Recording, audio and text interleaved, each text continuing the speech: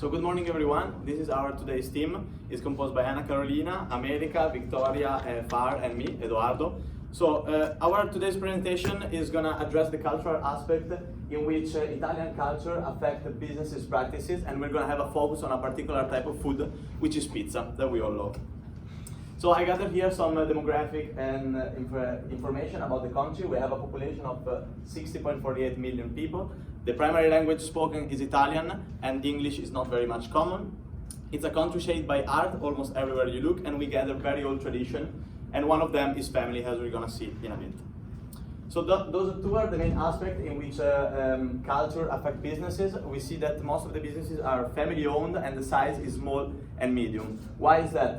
So within the family, we create a very close and trustable relationship, and very likely that is the dad of the family is the one in charge of the business, so it's the boss, and the first male man is going to be the one that takes over. And this is due to a masculine predominant culture.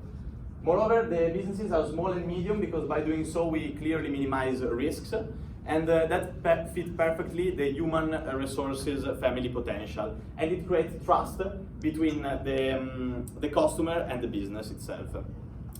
I would like to move on also to the concept of trust. Trust is really essential in conducting business with Italians. You generally conduct business only with the people you clearly know and trust, and in order to increase trust, most of the meetings are made in informal meals. We have a kind of saying in Italian, which is fidarsi è bene, non fidarsi è meglio, which literally means trust is good, but do not trust is even better. I would also like to provide you an example of how many of you know Marco Rosa, the professor? Yeah, right?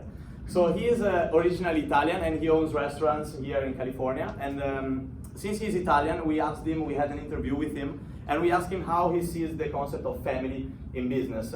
And he said that the first people he employed in his businesses here in California were his cousins. So this brings us back to the idea that family is essential in business, and the closest person that you're going to employ in the business are family members.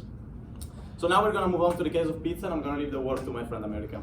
Okay, so these are some quick facts about the pizza market. The pizza market is composed of 144.68 billion. The brown arrows indicate the 7 regions that contribute to this, which are North America, Latin America, Western Europe, Eastern Europe, Middle East, Africa, and Asia Pacific. The US pizza industry is worth 46 billion in revenue. Consumers spend around 33 billion US dollars in quick service restaurants each year in the US. The US has the largest share of spending of approximately $15 billion dollars annually. In Italy, since 2015, 50% of the pizzerias closed the doors within the first 5 years. But why is this? A lot of people don't know that pizza in Italy and pizza in the rest of the world is different. Pizza in Italy, it's only cooked in wood fire ovens. It's composed of high quality ingredients and it's a variable price. Pizza in the north of Italy and south of Italy differs a lot. In the north, there's a larger diameter, fewer ingredients, it's slightly crunchy, and the price range from 7 to 20 euros. While in the south, it has a thin crust, small diameter, and it's rich of ingredients. The price range from 5 to 10 in the south. And even if you can introduce ingredients, using pineapple in Italian pizzas is a big offense. The culture of pizza in Italy, it's not just the food you eat, it's who you share the food with. Italians generally use one fixed day per week to share a pizza with their family and friends. They still have not an advanced delivery system, but it's functional. So we're concentrating in American pizza because American corporations are actually one of the biggest corporations in the pizza industry. So what is the difference between them? First, the preparation. In Italy, they use a lot of fresh ingredients. The dough is also, there's a lot of art and work. Like as we saw in the Italian, when we were talking about Italian culture, it's very traditional. So it's traditional recipes from their grannies. There's a lot of dough, a lot of fat, and because of that, pizza here is not actually the pleasure of eating pizza, the social act, and the tradition of eating pizza. It's actually a fast food company, and it's owned by corporations. As we can see here in the United States, the pizza industry is about $45 billion. And a majority of it's owned by big corporations, and a very small but still big it's owned by independent and small chains, which it conveys this idea. So, what would a big American chain pizza need to enter the market in Italy? So they would face some really harsh barriers, and that is due to the cultural differences. So, as American Anna said, there are huge differences in the way pizza is perceived in most countries, and not only by how it's eaten, but also by how it's produced. And Italians also prefer local and family-owned businesses because of the trust. That is a really big issue, so it's something traditional. They usually pick one place to go every week. And not only that, but it's a highly competitive market. So as pizza is something super traditional in Italy, there are many restaurants for pizza and the competition will be really hard. However, Domino's is an example of how to successfully surprise these barriers, because what they did was they opened their first store in 2015 in Milan. And it worked because Milan is a super diverse city, it's really big. And in order to gain customers, the trust of customers, Domino's changed their recipes, so they made it like an Italian taste. And they also use local grown products. And not only that, they found a differentiation from their competitors, which is a delivery system, a really good delivery system that was like in Italy. So basically in Domino's, it's not like a Domino's in Milan, it's not like a eating place. You just delivery or you order for pickup. And yeah, and it worked because they opened their first store in 2015, and today they have more than 13 stores throughout Milano. However, we did notice that for smaller and more traditional cities in Italy, a company like Domino's or any other chain would be harder to succeed. So for our business case, we decided to do Pizza Hut in Italy, and what Pizza Hut would have to do in order to penetrate the Italian market. So the three factors that we identified was: one, they're going to have to understand the market, so the demographics and psychographics of the buyers, their age groups and everything related. Second, understand the culture. Why is pizza considered culturally significant in Italy, and how do Italians view foreign pizza companies such as Pizza Hut and Domino's? And lastly, understand the buying habits. So is pizza consumed in a restaurant? Do Italians prefer to order it? What ingredients do they prefer, etc. And so we have a quick video here of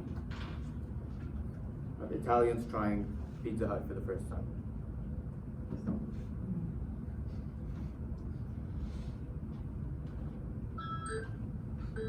Alexa, show me the front door. This is not a video, okay guys, just so you know.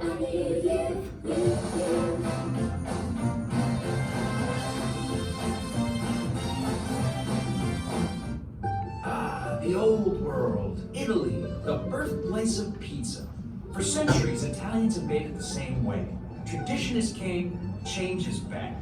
So when Pizza Hut decided to take pizza where it had never been before, with our new flavor of now menu, we wanted the opinions of the original pizza makers. Would Italians be okay with us totally changing pizza?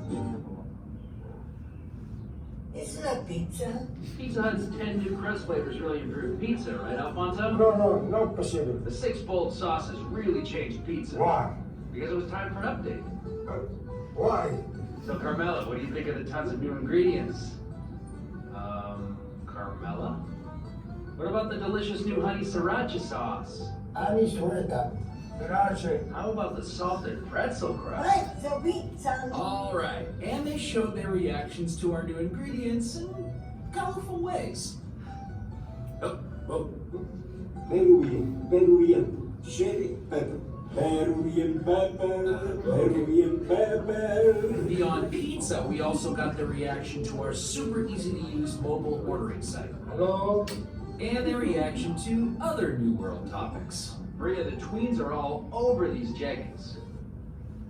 I think we all got the idea, right?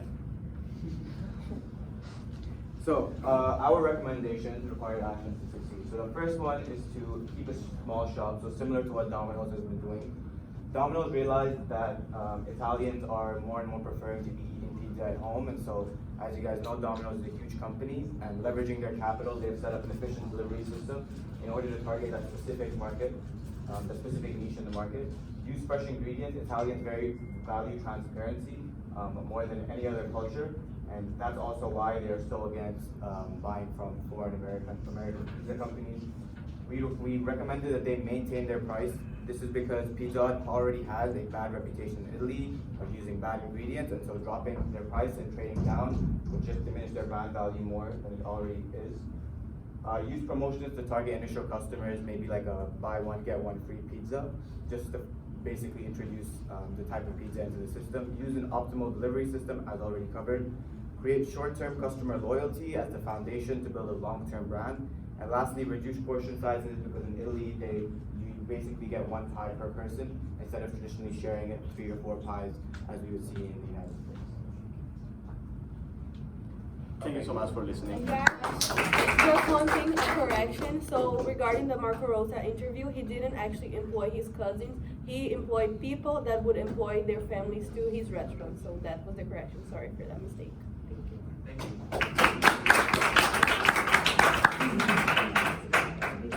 Both well, there's everything. So smaller portion. Yeah, so 1 pie per person. One pie, so it's personal. Yeah. Great, thank you.